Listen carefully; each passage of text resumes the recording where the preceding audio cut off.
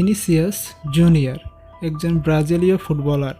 তার পুরো নাম ভিনিসিয়াস জোসে পাউসাও দে অলিভেইরা জুনিয়র।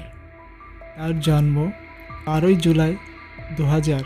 তার বর্তমান বয়স 23। তিনি ভিনিসিয়াস জুনিয়র নামে সুপরিচিত। তিনি একজন ব্রাজিলীয় পেশাদার ফুটবল খেলোয়াড়।